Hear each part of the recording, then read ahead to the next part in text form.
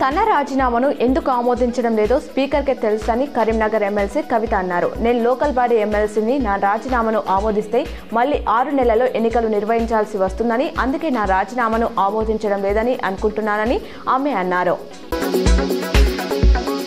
Shaikpet division Shivaji Nagar colony వాసులతో కలిసి BRS party అభ్యర్థి Maganti సునీతకి vote వేసి గెలిపించవలసిందిగా మాజీ మంత్రి ఎమ్మెల్యే వేముల ప్రశాంత్ రెడ్డి, ఎమ్మెల్సీ దాసోజు శ్రావణ్ అభ్యర్థించారు. యువత మత్తు పదార్థాలకు దూరంగా ఉండి ఉన్నత జీవితాన్ని నిర్మించుకోవాలని జిల్లా పోలీస్ కమిషనర్ సాయి చైతన్య అన్నారు. ఆర్మూర్ పట్టణంలోని బాలురా పాఠశాల మైదానంలో శనివారం అమరవీరుల దినోత్సవాన్ని పురస్కరించుకొని పోలీస్ శాఖ ఆధ్వర్యంలో డ్రగ్స్ నుంచి దూరంగా స్పోర్ట్స్ కి దగ్గర కార్యక్రమంలో భాగంగా ఉమ్మడి మండల స్థాయి బాల బాలికలకు వాలీబాల్, కబడ్డీ పోటీలను నిర్వహించారు. నిజామాబాద్ అర్బన్ నియోజకవర్గానికి చెందిన 36 డివిజన్ బీఆర్ఎస్ మాజీ కార్పొరేటర్ దాత్రిక పరమేష్ తన అనుచరులతో కలిసి శనివారం ఎంపీ అరవింద్ సమక్షంలో బీజేపీలో చేరారు. ఎంపీ అరవింద్ వారికి కండువా కప్పి బీజేపీలోకి ఆహ్వానించారు.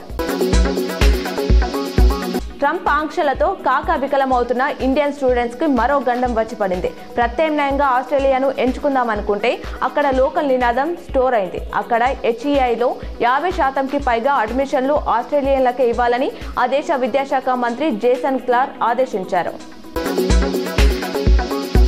నిజామాబాద్ నగర అభివృద్ధి విషయంపై శనివారం కలెక్టరేట్లో కలెక్టర్ వినయ్ కృష్ణారెడ్డితో కలిసి నిజామాబాద్ అర్బన్ ఎమ్మెల్యే ధన్పాల్ సూర్యనారాయణ వివిధ శాఖల అధికారులతో సమీక్ష నిర్వహించారు. మున్సిపల్, R&B శాఖ, విద్యాశాఖ, నీటిపారుదల, పబ్లిక్ హెల్త్ శాఖలతో పాటు ప్రభుత్వ జనరల్ ఆసుపత్రిపై సమీక్ష జరిపారు. రాష్ట్రంలో పెట్టుబడులు పెట్టేందుకు ముందుకు రావాలని Canada high commission Christopher Cooter బృందాన్ని సీఎం రేవంత్ రెడ్డి కోరారు. Startups, education, advanced technology centres పెట్టుబడులకు అవకాశాలను పరిశీలించాలని తెలిపారు. France consul general Marc Lamy బృందం సీఎంతో సమావేశమైంది. హైదరాబాద్లో మరిన్ని పెట్టుబడులు పెట్టాలని వారిని రేవంత్ కోరారు. రాష్ట్ర షెడ్యూల్ కులాలు, షెడ్యూల్ తెగల కమిషన్ చైర్మన్ బక్కి వెంకటయ్య శనివారం నిజామాబాద్ కలెక్టరేట్లో collector T Vinay Krishna Reddy, police commissioner Sai Chaitanya ఇతర అధికారులతో భేటీ అయ్యారు. పోలీస్, రెవెన్యూ అధికారులు, SC/ST అభివృద్ధి సంక్షేమ శాఖల అధికారులు, కుల సంఘాల నాయకులతో అట్రాసిటీ కేసుల్లో పురోగతి ఎదుర్కొంటున్న సమస్యలపై చర్చించారు.